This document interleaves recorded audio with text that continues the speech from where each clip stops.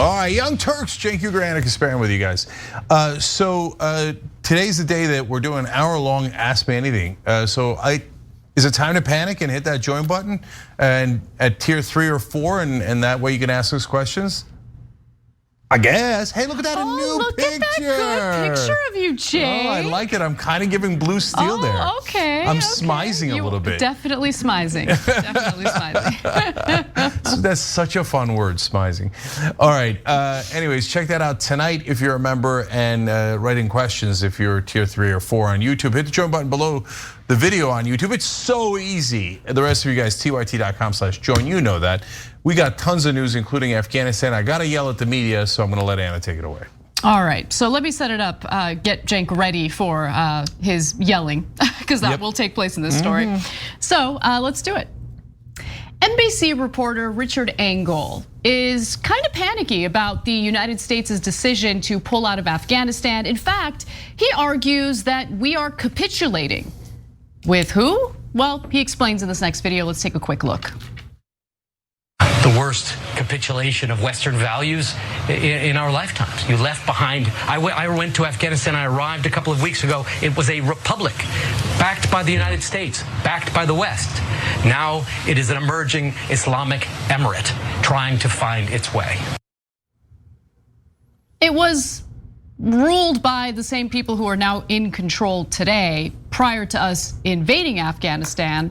And our purpose of invading Afghanistan initially actually had nothing to do with nation building. The Bush administration had no interest in nation building. In fact, the war was pretty aimless after 2002, and I'll get to more details about that in just a second. But Cenk, I mean, we're talking about reporters who are supposed to engage in straight news reporting.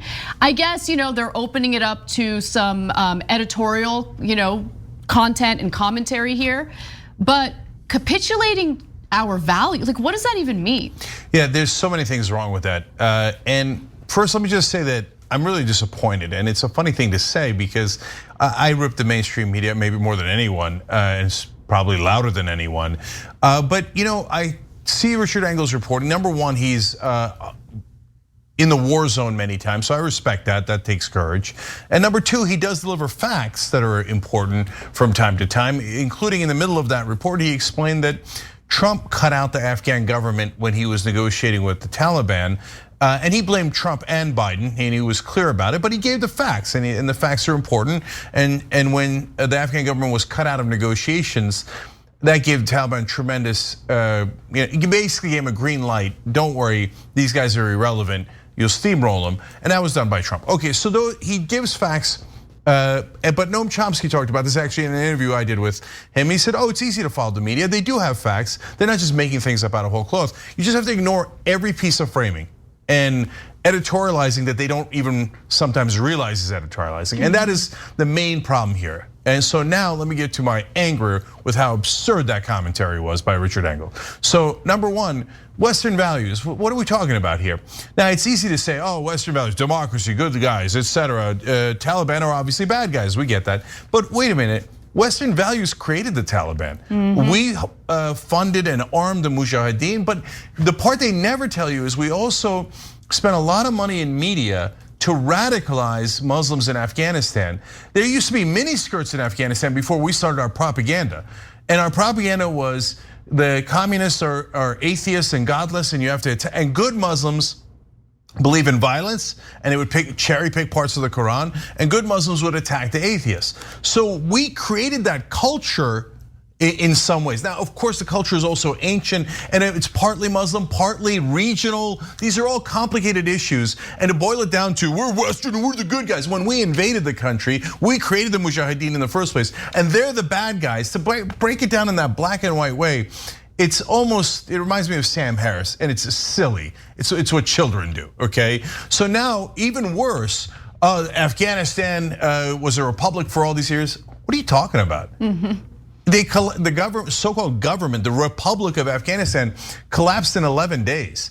So that shows you it was never a real government. It was a sham government propped up by the United States military-industrial complex for 20 years. If it was a real republic, it would not have folded in 11 days because there would have been a unifying theme. There would have been energy and motivation and a culture that surrounded it and that believed in it and that would fight for it. But that culture never existed. That republic was always a mirage. And finally, for now, the worst part of it is if you watch the whole several pieces that Engel did out of Afghanistan and Doha, he keeps referring to what the Afghans want.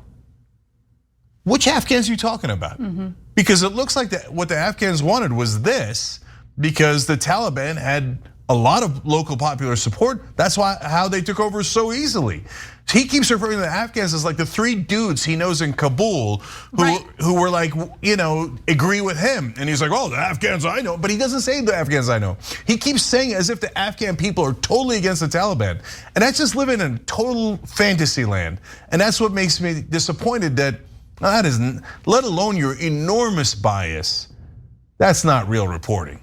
I mean, when you think about how long we've been there, you can understand how some young people in Afghanistan, I mean, I remember watching reports where journalists were asking young Afghans about the United States and what it was doing in the country, and most of them had no idea, right? And so there was this view that the United States was just occupying Afghanistan. And at the same time, I think that the reaction that we've seen from retired generals and from the very pundits that go on cable news just makes it clear that they planned on being in Afghanistan indefinitely, right? I think that there was some acknowledgement that it was this weak, propped up government, the Afghan government, which is now defunct. And the idea was, well, do we really need to be focusing many resources on this in actual nation building when we can just stay here indefinitely? There was just this plan to be there indefinitely.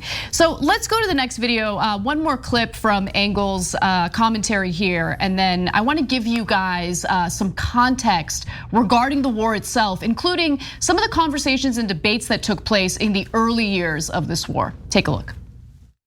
Most Afghans never saw those American troops, did not feel occupied by those American troops, felt comforted by their presence, and their withdrawal emboldened the Taliban, as did the deal signed by President Trump. If you go back, and I'm not trying to get into the blame game in politics, there are many in Washington who can do that. But I was in Doha, I'm in Doha now, when that deal was signed. When the deal was signed by President Trump, the Afghan government, which was already weak, was not even invited. President Trump made a deal directly with the Taliban, and the deal was effectively, the country is yours. That undercut the Afghan government tremendously. And then the government was undercut again profoundly when the Biden administration rapidly withdrew troops with very little coordination with the armed forces of Afghanistan and with the government itself. So it was given a first blow by Trump and then a death blow by the Biden administration. So Engel, speaking on behalf of the Afghans, argues that the Afghans were comforted by the presence of US military within their own country. And I think that that is honestly an unfair way of describing how Afghans feel. I would much rather hear from Afghans themselves. And when you look at the number of civilian casualties throughout the entirety of this war, you can maybe understand why Afghans would actually be in favor of the US military leaving the country. So let's take a look at this list of casualties. I actually updated this list to include casualties following the suicide bombings that took place at the Kabul airport. But as you can see, I mean, we lost nearly 2,500 or 2,461 to be exact, American service members in the entirety of this war. But take a look at Afghan civilians who died in the 20 years that the United States was engaged in this war, 47,415. These are not Taliban members, these are not insurgent groups, these are Afghan civilians, innocent people who died as a result of our drone strikes, of our missile strikes, of us dropping the mother of all bombs in the country. There are consequences to that. And so you see tens of thousands of Afghan civilians now dead as a result of this war, and to turn around and say, no, I mean, the Afghans were comforted by the presence of the US military.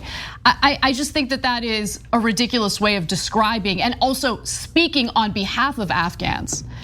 No, that's it's worse than that. That's just flat out propaganda. I mean, that's shameful. And I think even neoliberals have left the building. The only thing left is just the military-industrial complex.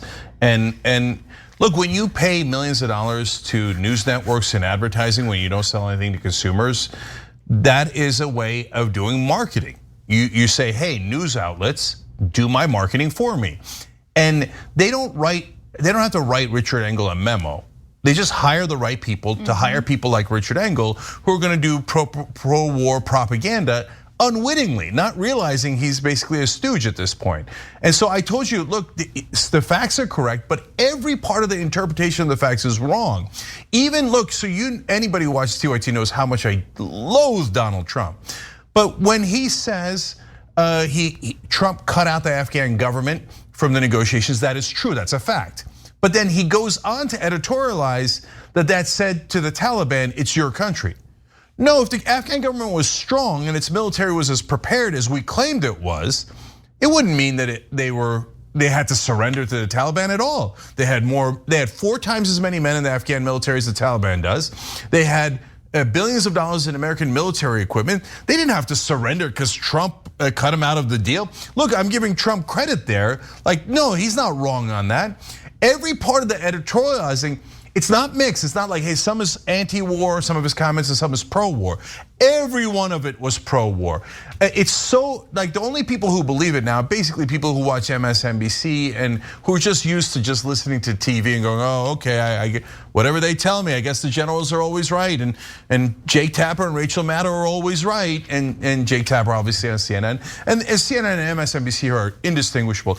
But they even lost like Matt Iglesias and Josh Marshall and Kevin Drum. So even a lot of the thinking neoliberals are going, yeah, this coverage was horrific. And so those are 2 excellent examples in that one clip there where he says, oh, the country didn't even know it was occupied.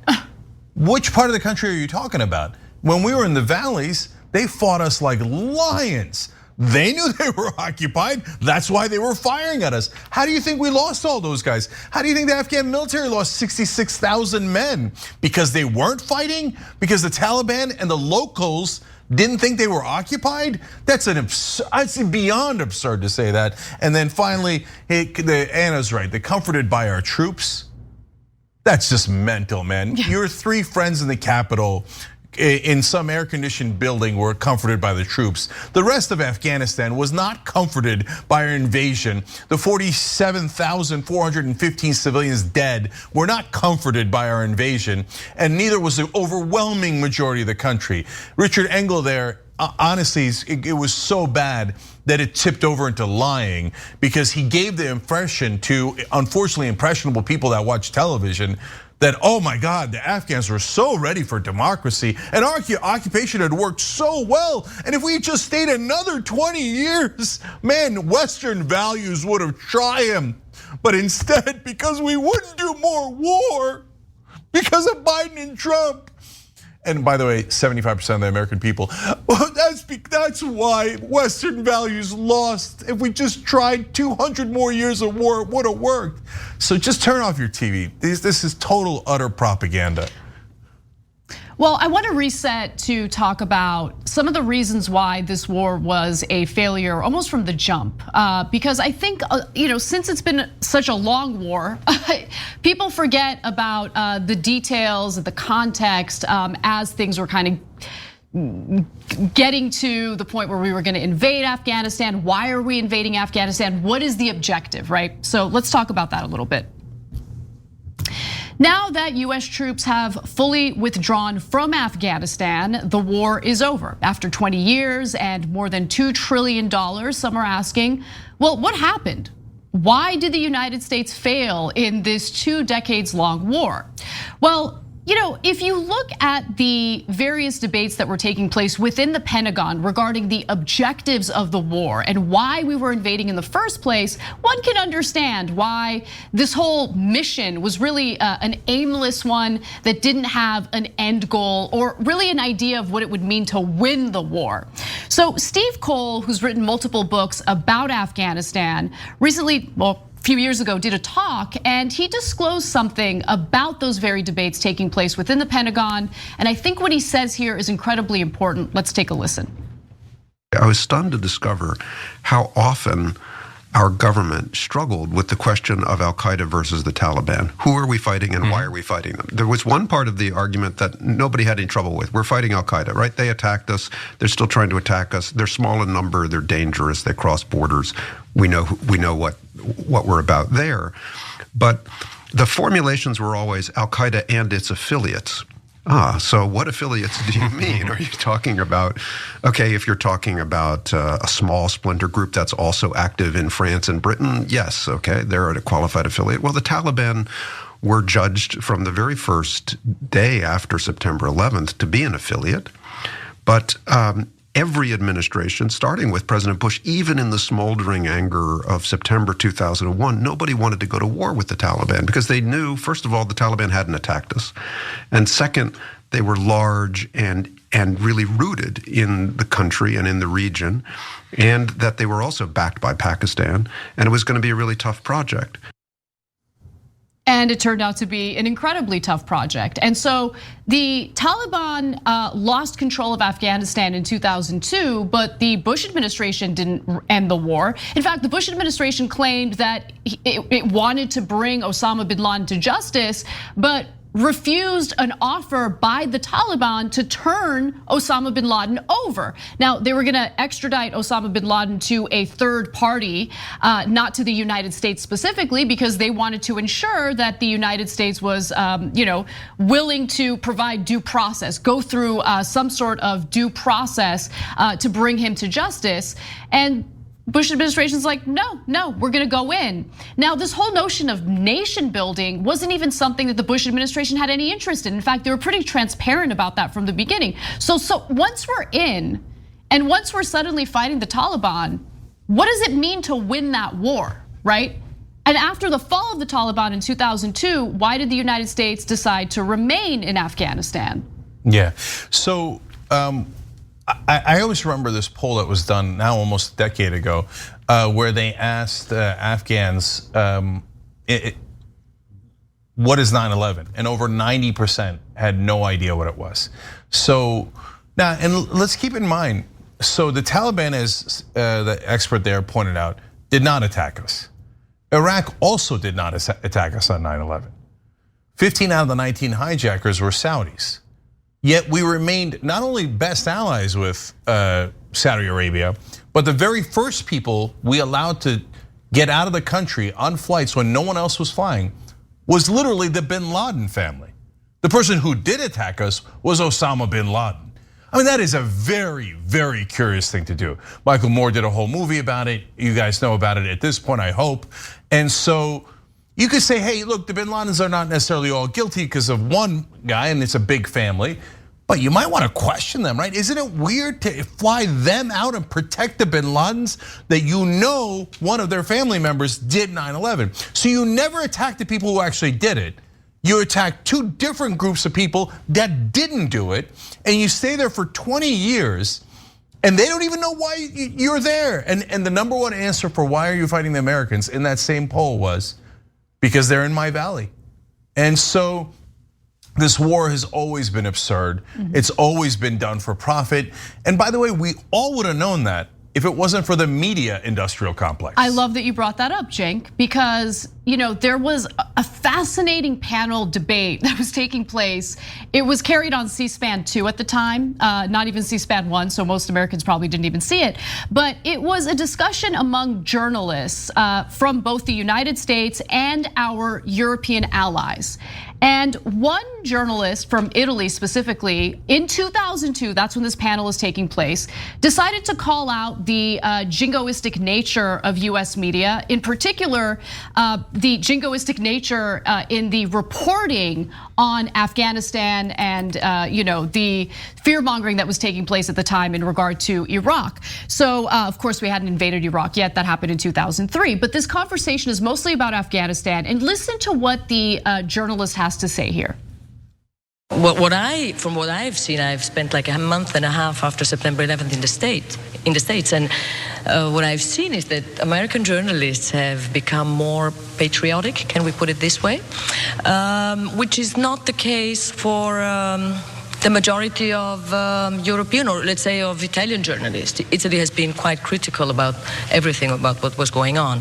But going back to your first question about the Guantanamo, the detainee story, I think that it's a clear indication for the fact that some trouble between Europe and the United States could come up, because in the past few days there was a lot of criticism coming out from Europe, especially from Great Britain, from Germany, from Spain, asking the United States to apply and to obey by the international law.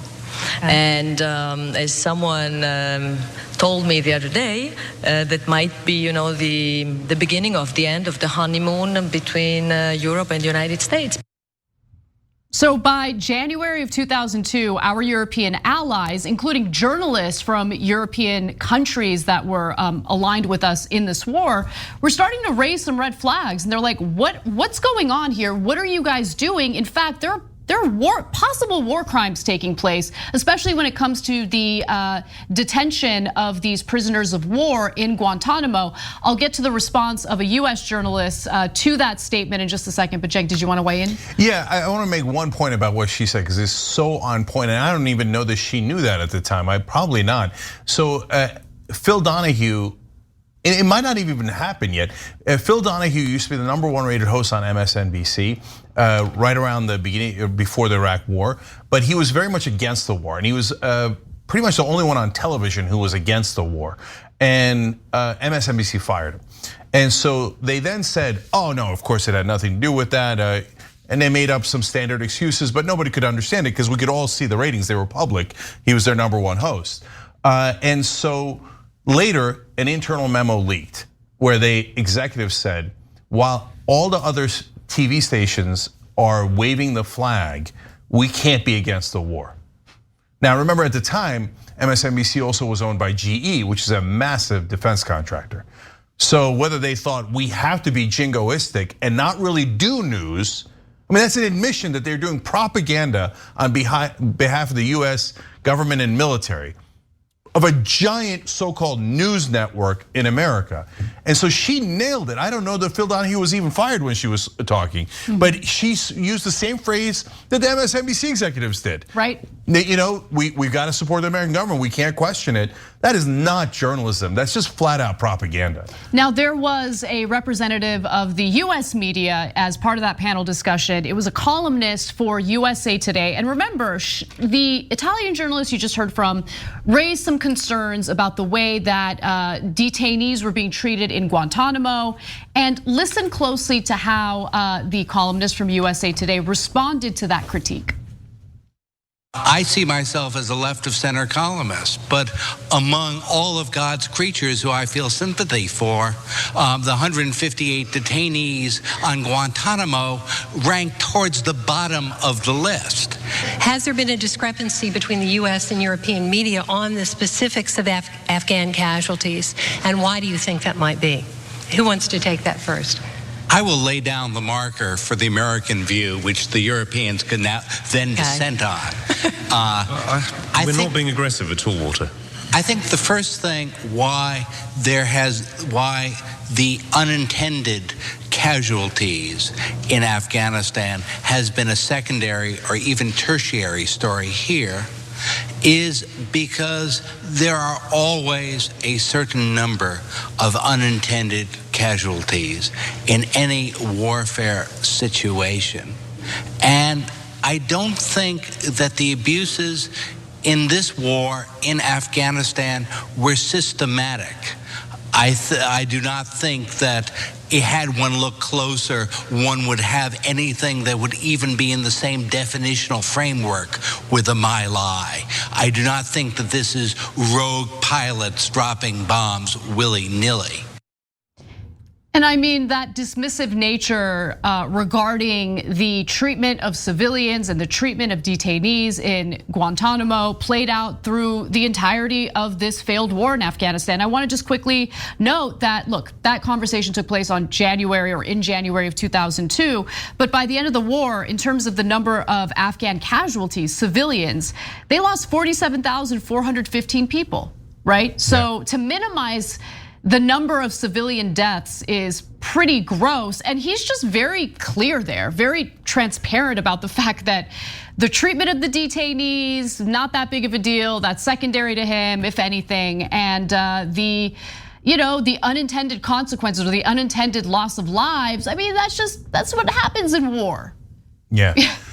So in there, he's saying on behalf of the US press, and that's why if you go back and watch old videos on YouTube, you'll see that's why I yelled at the USA Today pretty much at the top of our lungs, because that was the attitude of the entire organization.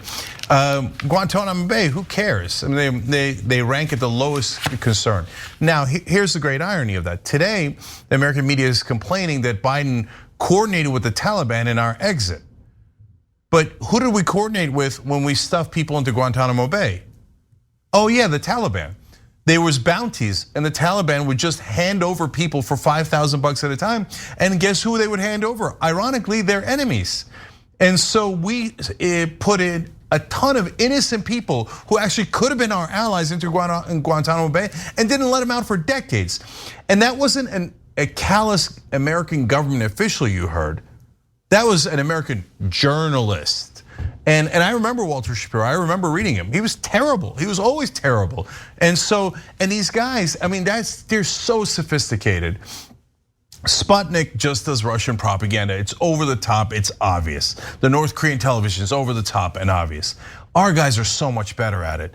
They go, I mean, I am left of center and I am a humanitarian. I care about these folks, but no one could care about these people in Guantanamo Bay. Remember, we gave them no rights at all. We violated habeas corpus, which is actually the foundation of Western civilization. Some of the detainees didn't commit any crimes, and we kept them detained anyway. Yeah, and we knew it. We had adjudicated that they didn't. They were innocent, flat out innocent, and we kept them for years after that. And so 47,000 some odd people, as Anna pointed out, died in Afghanistan, innocent civilians. And now you could say, hey, that was earlier, that was in 2002. Right. But at that point, the American military already killed tons of innocent civilians and did it indiscriminately and would constantly use the excuse of collateral damage. We were trying our best. Others are bad, evil terrorists. But when we kill civilians on a massive scale, and they went on to kill hundreds of thousands, some estimates have it at over 1 million innocent civilians killed in Iraq. No, that was 1 million mistakes. In Afghanistan, it was 47,000 mistakes. Well, but we're angels, and it's not the government telling you that. It's a press pretending to be free and independent, and even left of center, that does that propaganda on behalf of the government. Exactly. So our media might not have guys with rifles behind them. They might not, tell you that their dear leader bowls 300 every time he goes bowling. But their propaganda is in some ways more insidious because of how sophisticated it is. It tricks so many people in a much better, efficient way. All right, we got to take our first break, but when we come back, even though we just pulled troops out of a failed 2-decade-long war, Republican congressmen are calling for an increase in the defense budget. In fact, more of an increase than what was already being proposed in the latest Pentagon funding bill. So we've got that for you and more when we return.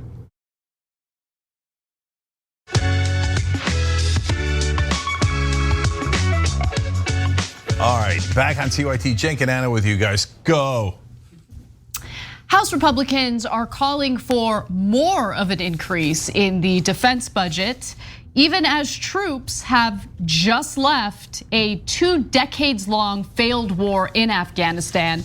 Now, this is an attempt to show that A, they don't like Biden and they want to criticize him for withdrawing troops from Afghanistan, and B, they're trying to essentially puff up their chests as if they're more able and willing to protect US national security than the Biden administration is. Now, led by Representative Mike Rogers, a Republican from Alabama, the top Republican on the House Armed Services Committee, the GOP intends to pursue a National Defense Authorization Act amendment that would add an additional $25 billion to President Joe Biden's already $753 billion top-line military spending request for fiscal year 2022. Now, understand something.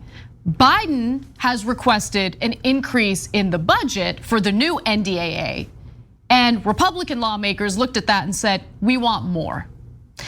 Rogers dinged Biden's budget as wholly inadequate and ripped the White House for underfunding national security at the expense of liberal domestic priorities. I'll take it.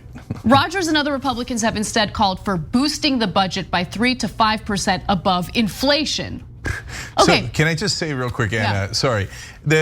He's like, these liberals, they care about domestic priorities, things that would help you in your life, you and your kids. We don't want that. We got to build more ships for the Navy so that Raytheon and Lockheed Martin can get paid. Bunch of libs. And understand what he's saying there. He's not, and I'll give you the details on what they propose to fund with this additional $25 billion increase.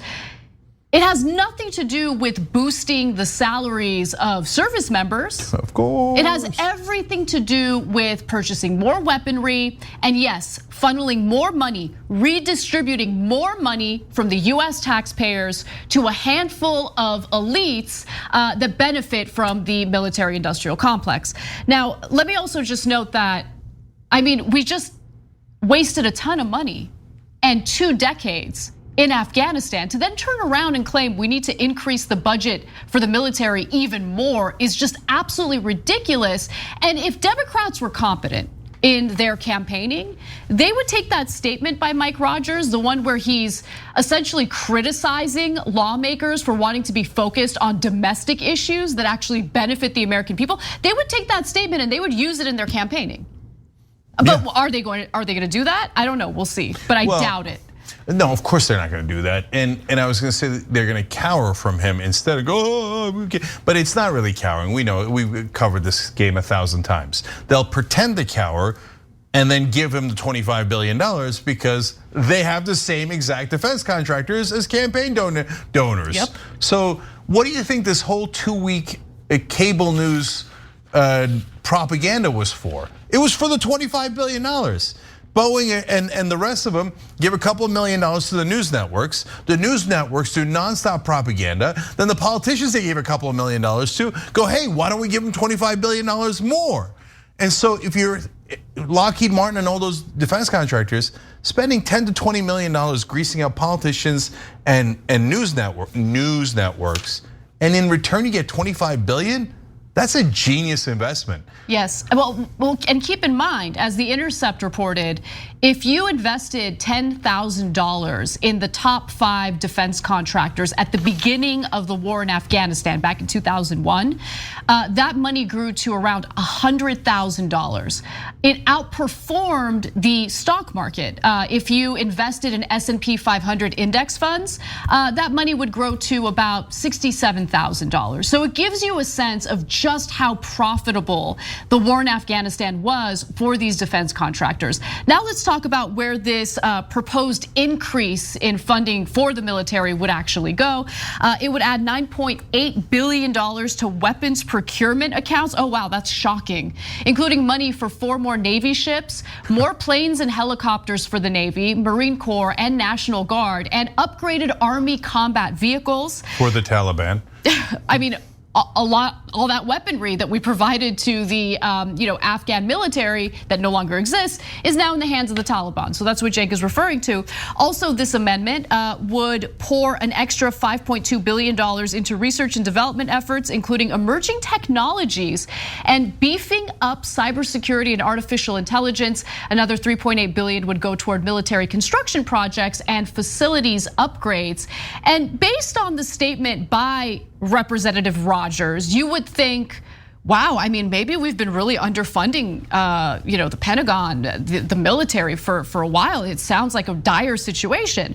But let me take you to this graphic that shows you just how much the United States spends on its military compared to all these other countries, including China, by the way, which globally comes second in terms of defense spending, right? We spend $778 billion on defense, whereas all those countries combined don't even get to that amount of money.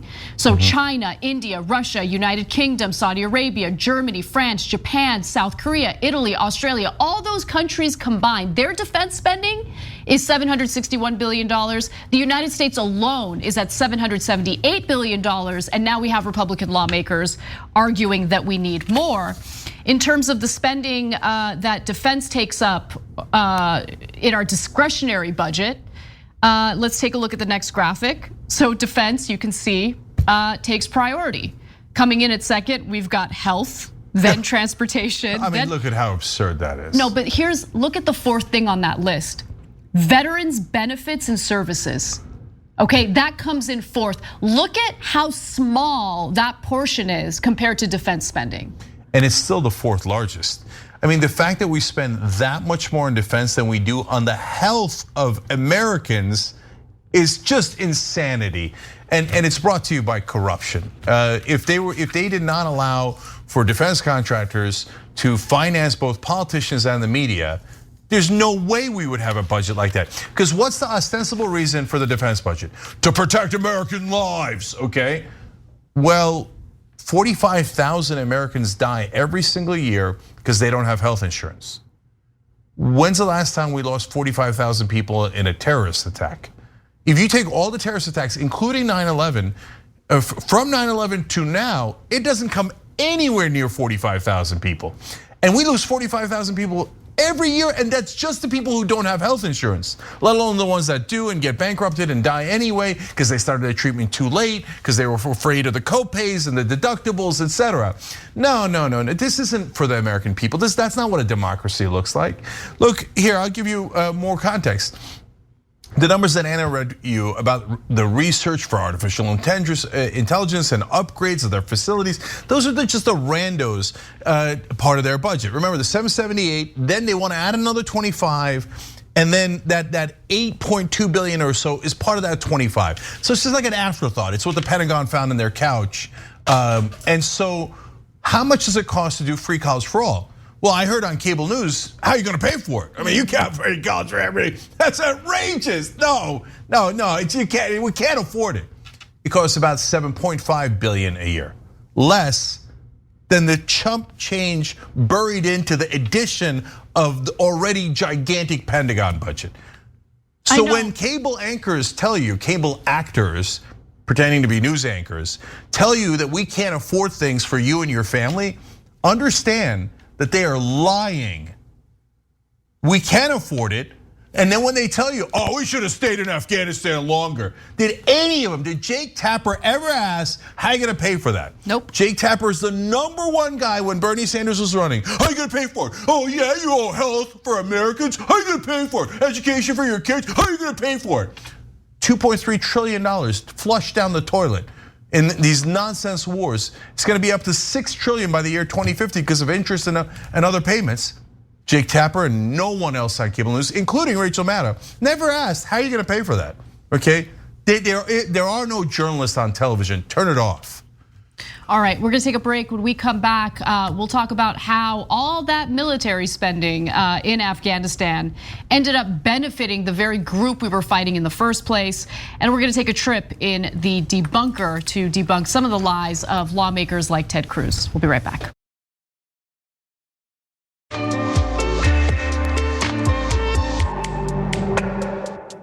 All right, back on TYT, Cenk and Anna with you guys. Quick shout out to our Twitch audience. Elder Mind Pulse gifted 50 subs. That's wonderfully generous, does it all the time. Depressed Progressive always makes us happy, gave 1,000 bits. I love every part of our audience watching everywhere. And one of these days we'll spend more time on all of the folks watching on Roku, Pluto, Samsung, and all the other places too. You guys are also amazing. We're gonna do this together. We're gonna actually bring news to America. All right, Casper. Right-wing lawmakers like Ted Cruz have been sharing a video that falsely alleges that the Taliban hanged a man from a US Black Hawk helicopter over Kandahar.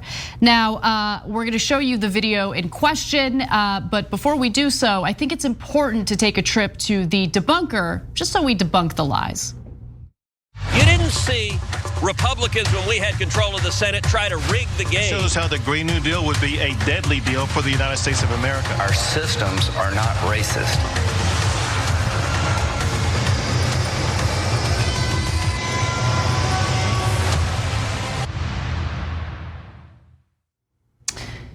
Now, if you dabble in right-wing Twitter, it's likely you came across this tweet by Senator Ted Cruz, where he shares a video and argues the following: this horrifying image encapsulates Joe Biden's Afghanistan catastrophe. The Taliban is hanging a man from an American Black Hawk helicopter. Tragic, unimaginable.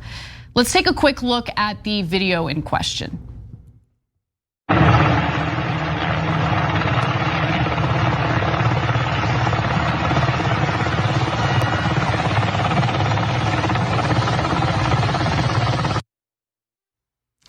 Now, if you watch that video closely, you can tell that dude's alive. You can tell because he's lifting his arm up. In fact, let's take a look at a still of that photo, or a still of that. There we go, of that video, I should say. So you can see that he's got his hand up. So a cursory glance at the video reveals that the person is moving around and is strapped into a chest harness.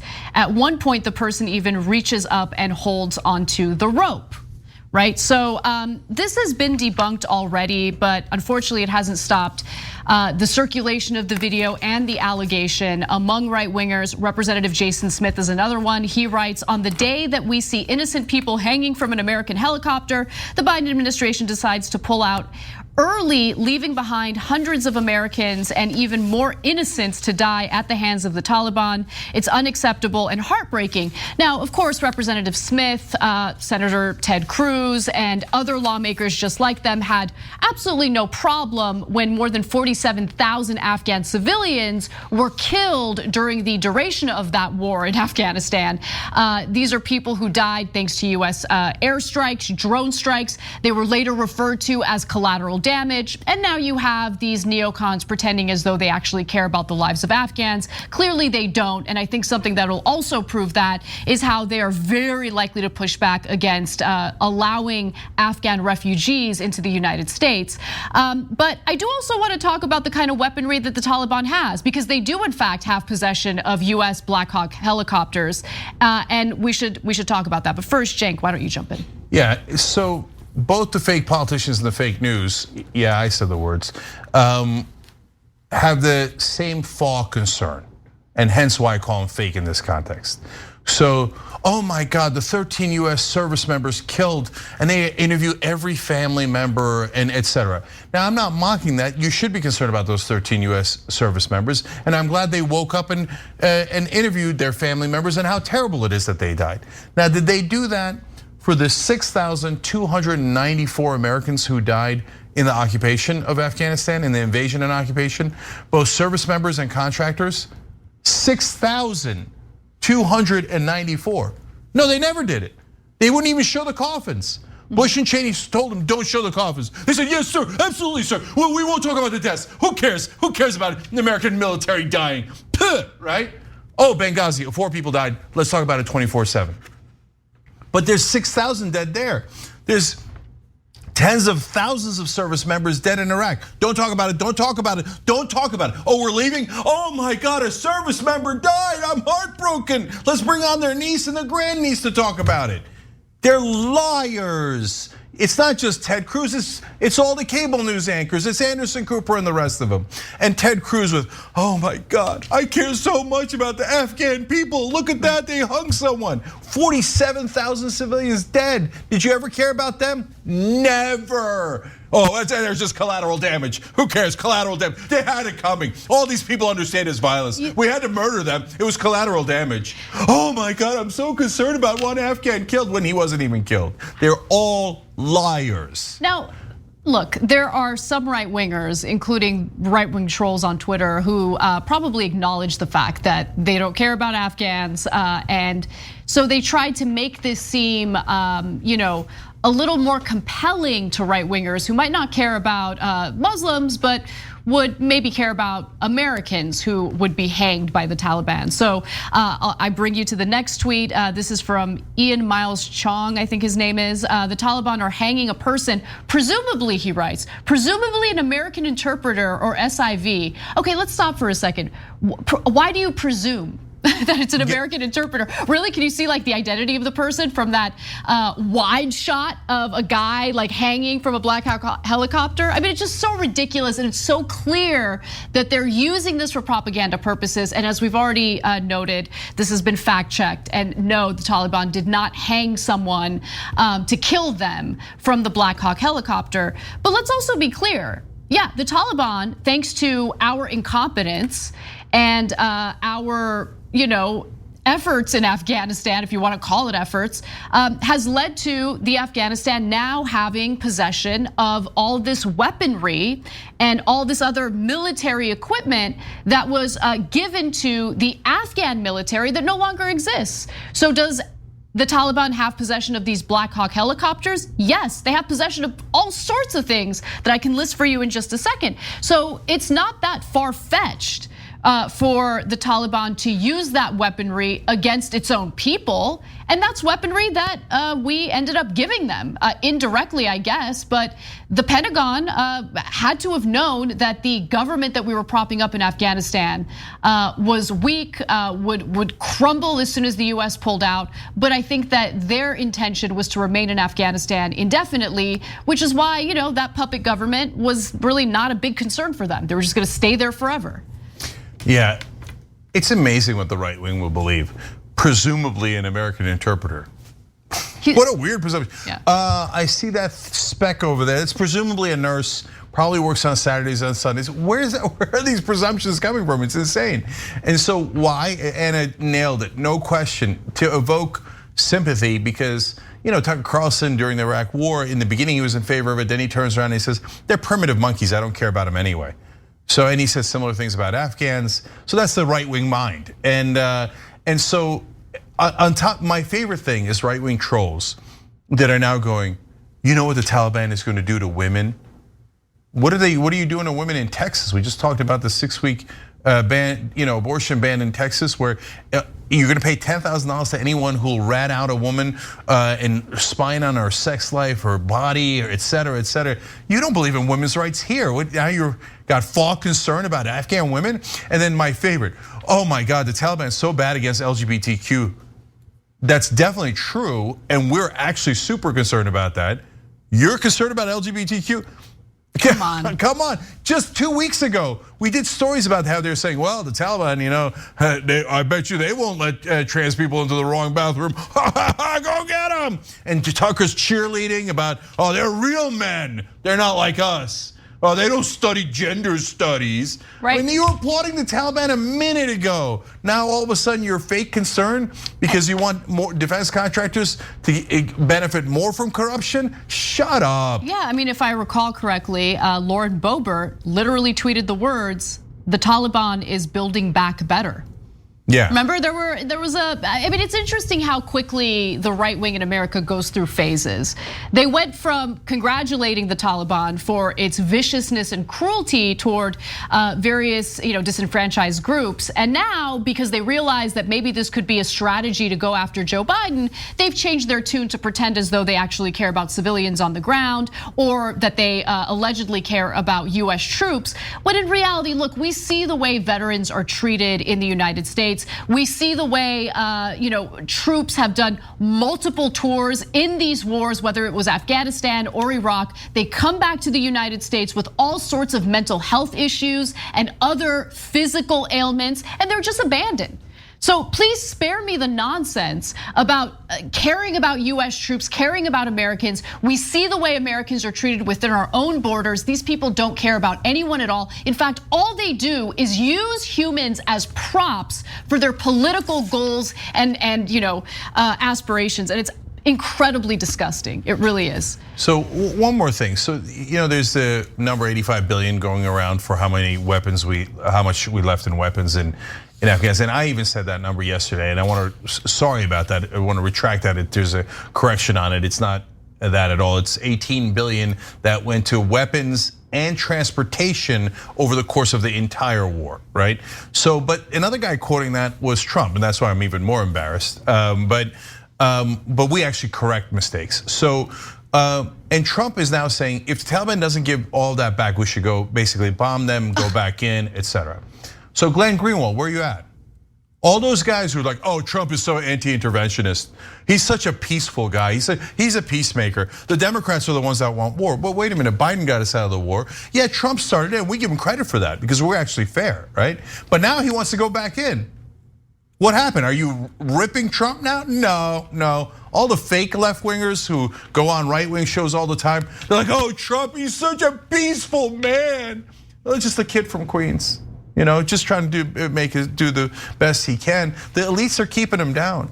No, he's a warmonger. And besides which, he's a freaking liar. He's just criticizing Biden for every single thing because he's out of power. You're the one who signed the deal on May 1st to get out. We actually congratulated you on that. But now you're turning around going, I can't believe Biden got out. I mean, I got out better. I would have gotten out better. I should get credit for getting out, and I should get credit for wanting to go back in.